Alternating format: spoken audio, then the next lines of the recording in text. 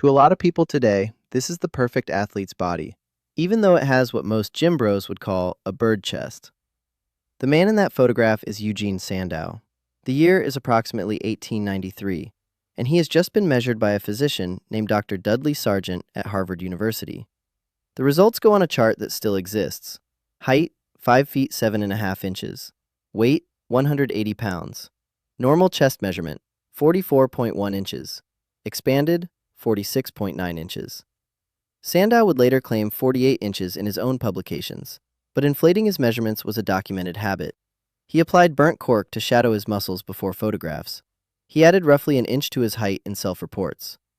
The doctor's chart is the figure that survives scrutiny. What those measurements mean depends entirely on who Sandow was. He organized what historians consider the first major bodybuilding competition at London's Royal Albert Hall in 1901. The small gold trophy he awarded, a cast statuette of himself, is the direct design ancestor of the Mr. Olympia trophy handed out in Las Vegas every year. He held a royal warrant from King George V. He ran 7 schools of physical culture across Britain, wrote 5 training treatises, and was widely billed as the world's most perfectly developed man. The Natural History Museum in London created a full plaster cast of his body and described it as a body worth immortalising. In 2012, the BBC ran a piece under the headline, Eugen Sandow, the man with the perfect body. He wasn't a hobbyist who missed chest day.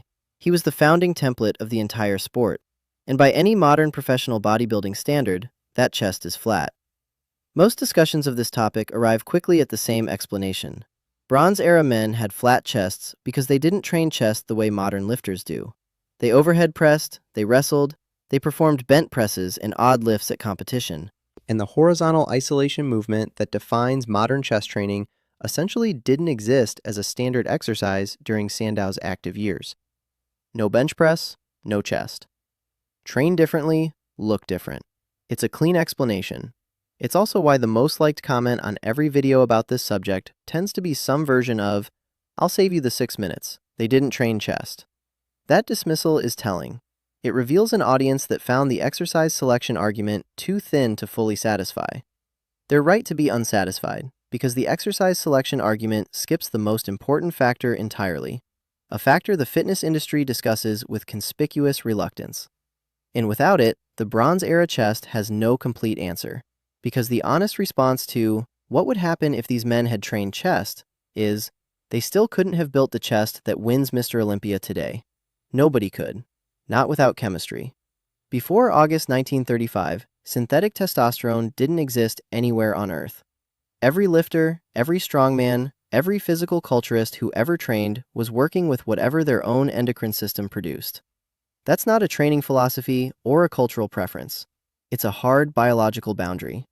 And that boundary has specific, measurable consequences for what a chest can look like. Consequences that persist regardless of how many bench press sets you program, because the hormonal mechanism that would drive the additional growth is simply absent. In August 1935, Adolf Butenandt, a German chemist working with G. Hanisch, published the chemical synthesis of testosterone from cholesterol.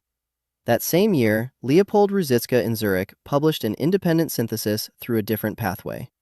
A few months earlier, in May 1935, a Dutch research team under Caroli David and Ernst Lacour had isolated testosterone from biological tissue. Lacour gave it the name testosterone, but synthesis, manufacturing it from raw chemical starting materials, was Butenandt and Ruzicka's contribution. Both men received the Nobel Prize in Chemistry in 1939.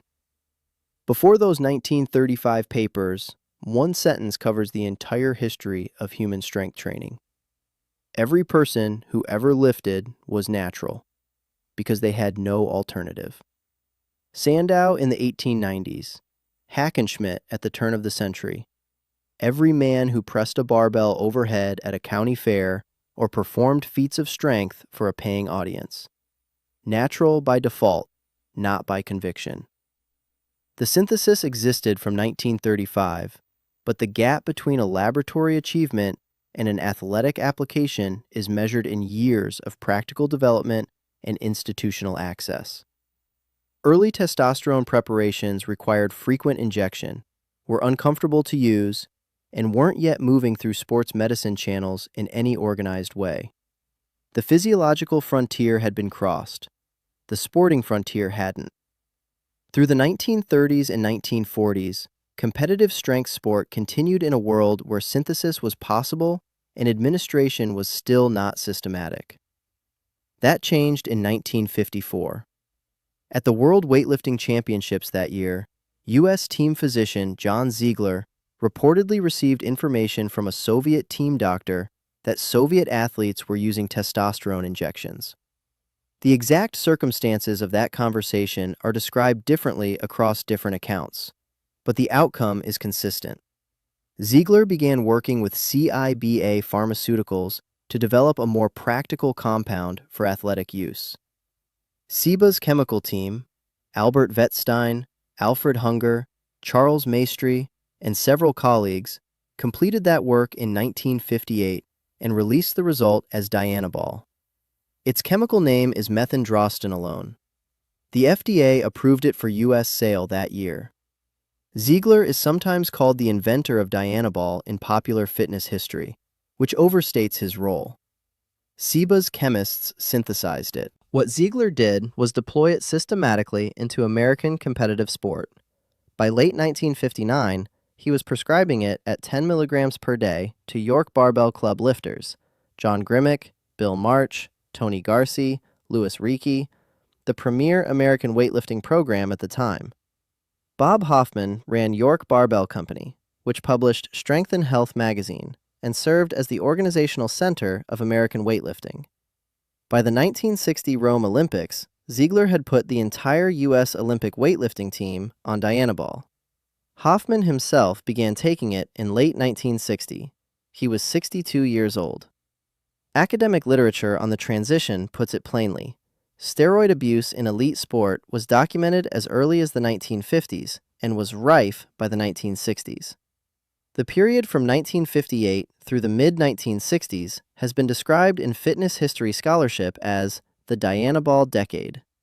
The first Mr. Olympia competition was held in 1965, by which point coaches like Vince Gironda were already advising competitive bodybuilders on Dianabol use.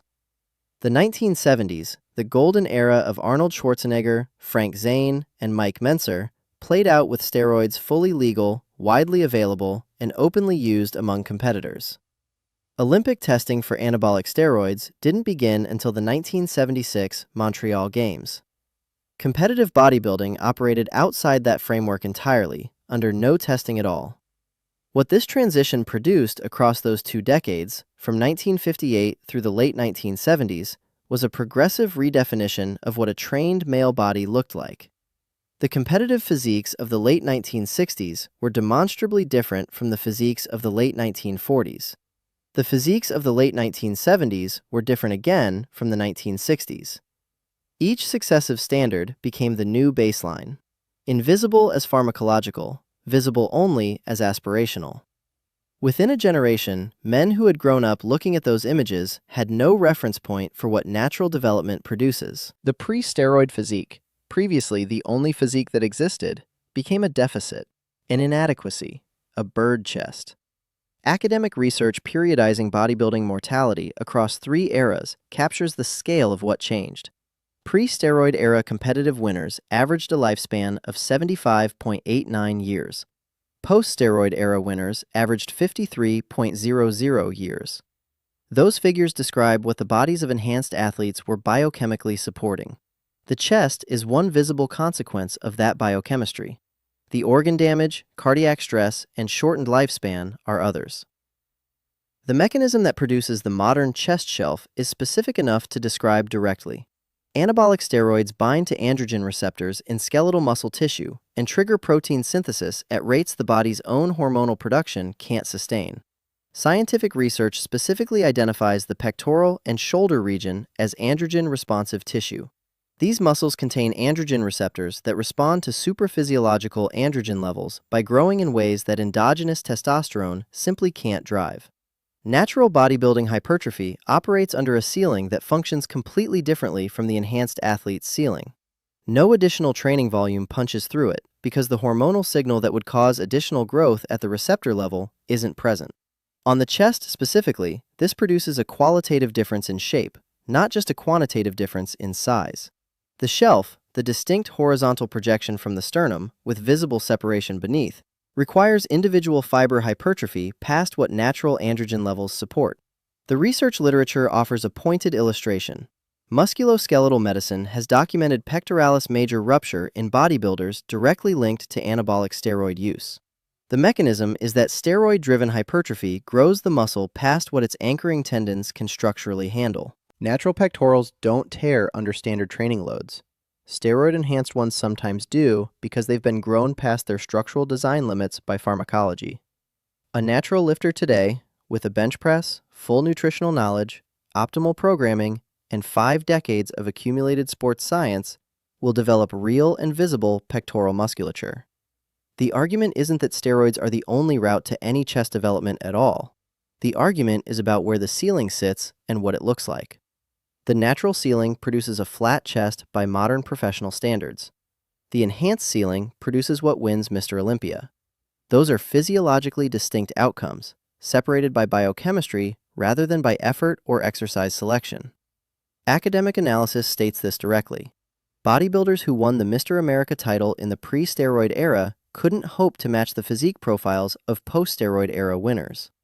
The pre-1958 champion, who trained every muscle group with maximum dedication and optimal programming, still couldn't produce the chest development that became routine in competitive bodybuilding by the mid-1960s. The growth mechanism wasn't available to him. The drug that would activate it wasn't released until 1958. Sandow's medically recorded 44.1-inch chest at 180 pounds on a 5'7.5" frame is the ceiling in concrete form. Not a neglected physique, not a beginner's development. The documented peak of natural pectoral development on a man his entire era agreed was perfect.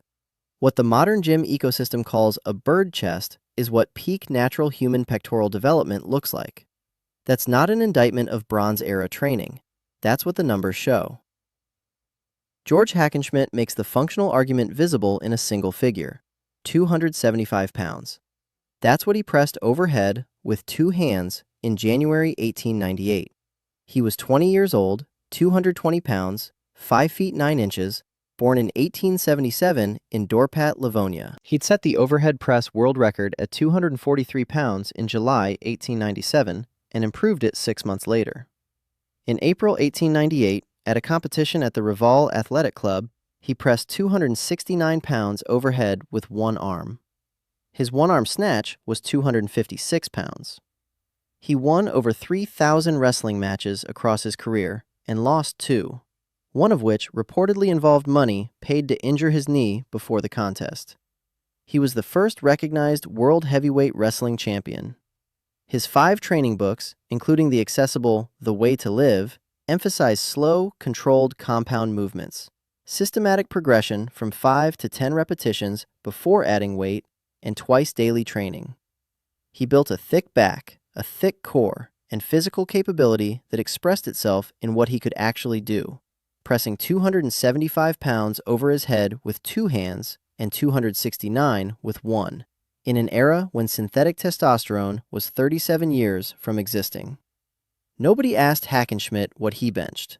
The question would have meant nothing. His number was overhead, and that number required his whole body to produce it.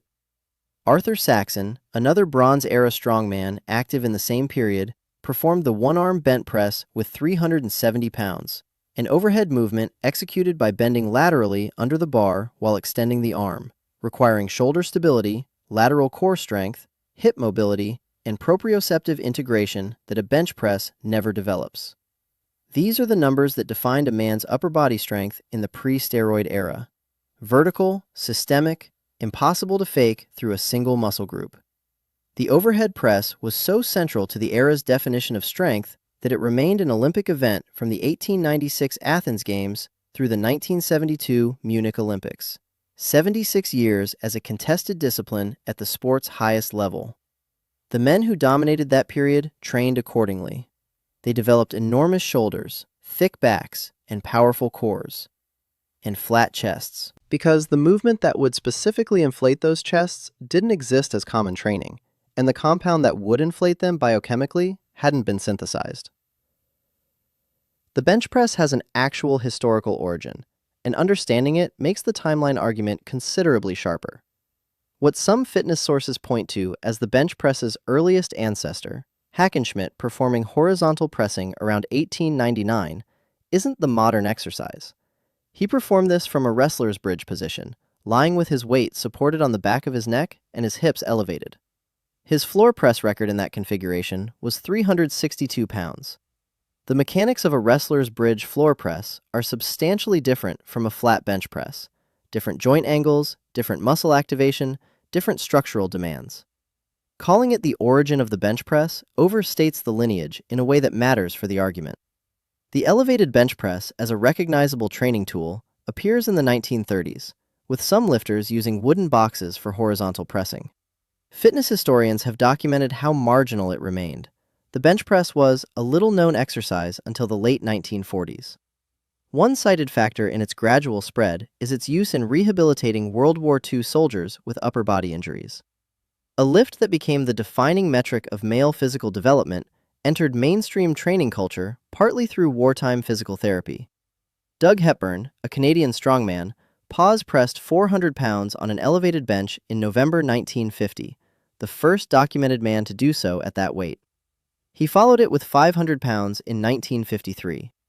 Those milestones put the bench press on the competitive map for the first time at the elite level. Before Hepburn, the exercise had essentially no profile in serious strength sport. From 1950, the trajectory accelerates consistently. By the late 1950s, the bench press was appearing in weightlifting programs as an assistance exercise. Powerlifting emerged as a distinct competitive sport and formalized the squat, bench press, and deadlift as its three contested movements, replacing the overhead dominant structure of Olympic weightlifting entirely. The overhead press, which had been an Olympic event for 76 consecutive years, was removed from competition after the 1972 Munich Games. The official justification was that elite athletes had developed such extreme back arch that the movement had become difficult to judge consistently, drifting toward horizontal mechanics at the highest levels. The effect was symbolic as much as administrative. The vertical measure of upper body strength exited the sport's highest stage in 1972 and never returned. The vacuum filled almost immediately. The early 1970s ushered in the modern era of the monster bench press, coinciding with the time the powerlifting community started to organize. That sentence from documented fitness history pinpoints the convergence precisely. The overhead press exits Olympic sport in 1972. Powerlifting, with the bench press as a competitive centerpiece, formalizes in the same decade. Steroids are legal, widely used, and actively producing the pectoral development that bench pressing now serves to display and develop further. Three distinct conditions converge in one decade and produce a new visual standard for what a trained male chest looks like. The bench press precedes widespread steroid adoption by roughly a decade. Hepburn's 400-pound press is 1950. Dianabol is 1958. But the cultural package that made "What do you bench?" a meaningful question requires both together. An exercise that loads the pectorals in horizontal isolation, and a drug that makes isolated pectoral loading produce visually dramatic results that training alone can't replicate. Neither condition alone creates the aesthetic template the question is measuring. Together, converging across the 1950s through the 1970s, they define what a serious man's chest is supposed to look like. And then, that definition becomes invisible, not as a product of pharmacology and the formalization of a sport, but as the simple, natural baseline against which every physique in history is now measured backward. What do you bench? Required two specific historical preconditions to become a meaningful question, and both arrived in the same 30-year window. The first is straightforward. The bench press had to exist as a common training exercise. That happens in the late 1940s through the 1960s. The second is less discussed. The chest had to become visually significant enough to be worth measuring toward. A moderately developed chest, what natural training with any amount of bench pressing produces, doesn't generate a cultural status metric. A shelf chest, the kind that projects horizontally from the sternum and defines a man's silhouette even under clothing, does. That level of development requires the pharmacology. Without steroids, heavy bench pressing produces a developed but flat chest. With steroids, it produces what competitive bodybuilding since 1965 has presented as the standard. The question, "What do you bench?" carries social weight in a culture where the answer tells you something visually consequential about the person. And that requires an era where the chest can look the way it looks on a steroid-era competitor. The Bronze Era's status metric was the overhead press. Saxon's 370-pound one-arm bent press, Hackenschmidt's 275-pound two-arm press, and 269-pound single-arm record. These numbers required the entire shoulder girdle, upper back, and core under integrated load. You can't specialize in pectoral training and meaningfully improve an overhead press number. The Bronze Era metric was systemic by design. It measured something about the whole body. The modern bench press metric is isolationist. A bench press total tells you about one movement pattern in one plane of motion in one muscle group performed while lying on a bench. It says relatively little about what you can do upright, under variable load, in competition, or in any physical demand that isn't horizontal pushing. The shift from the vertical metric to the horizontal one isn't simply a change in popular exercises.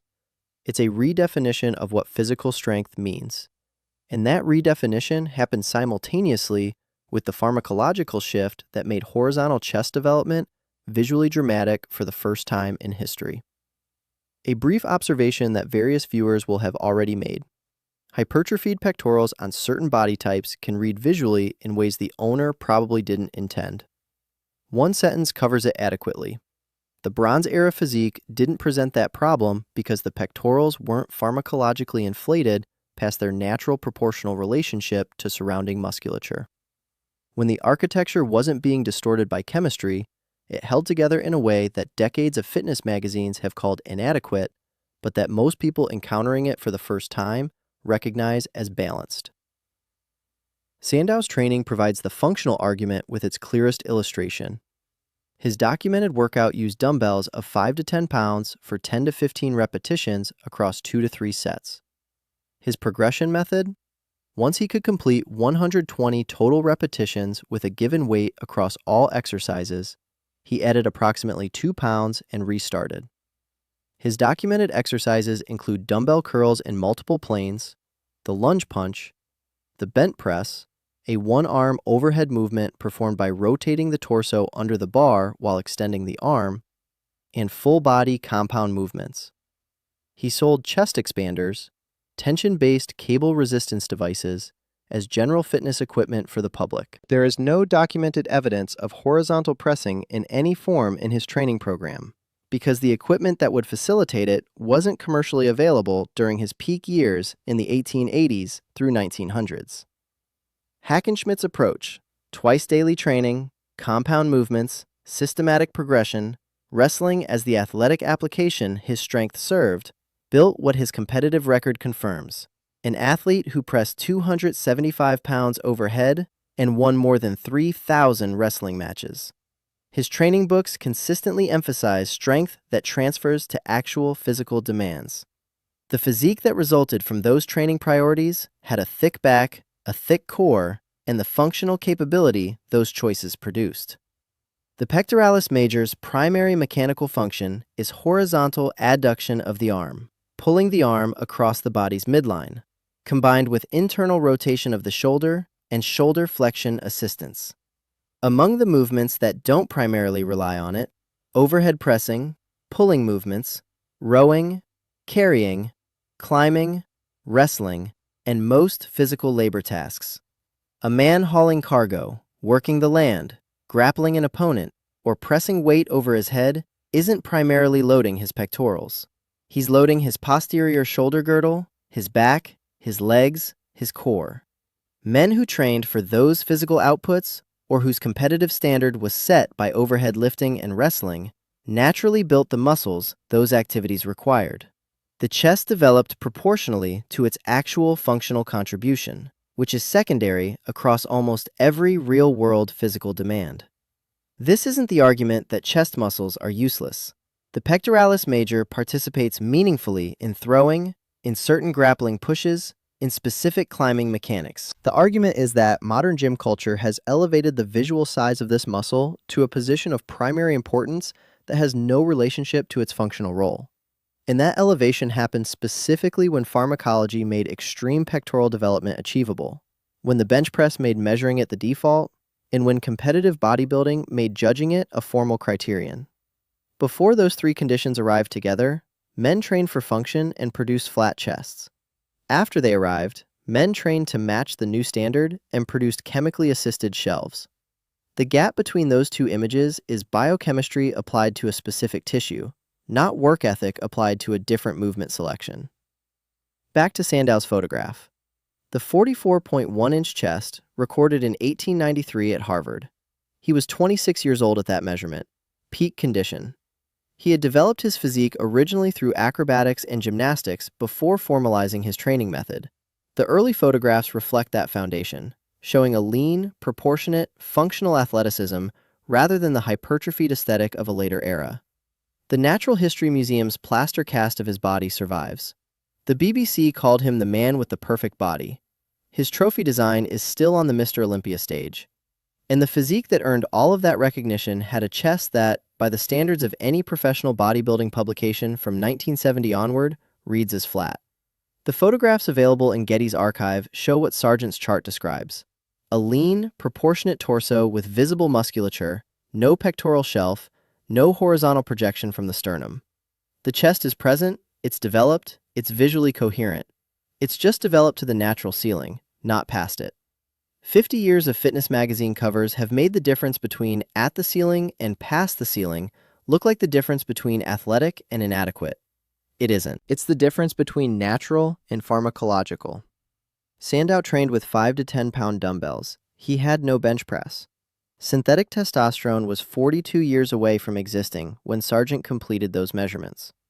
The result of training without either, without horizontal isolation and without pharmacological enhancement, was the physique that the Natural History Museum cast in plaster as worth preserving, that King George V honored with a royal warrant, that produced the trophy design the sport's highest competition still uses. That physique had a 44.1-inch chest at 180 pounds. By modern gym culture's primary metric of male chest development, what do you bench? That chest is essentially a non-answer. By the measure of what natural human biology actually produces at peak development, without pharmacological assistance, without a drug that didn't exist until 1935, without a bench press culture that didn't exist until the 1970s, it's exactly correct. The Bronze Era lifter's flat chest has 3 real explanations, arranged in order of how much weight each one carries. First, no natural human body, with any combination of exercises, any programming philosophy, any training frequency, can replicate the pectoral hypertrophy that became standard in competitive bodybuilding from the 1960s onward. The mechanism that produces the modern chest shelf requires supraphysiological androgen levels acting on androgen receptors in pectoral tissue, driving hypertrophy past the structural ceiling that natural development reaches. That mechanism requires the chemistry. Butenat and Ruzicka published the synthesis in 1935. Dianabol hit the market in 1958. York barbell athletes were on it in late 1959. The pre-1935 physique isn't a programming deficiency. It's what a human body produces in the absence of a technology that hadn't yet been invented. Second, the exercise that most directly loads the pectorals in horizontal isolation barely existed as a common training tool before the late 1940s, and didn't become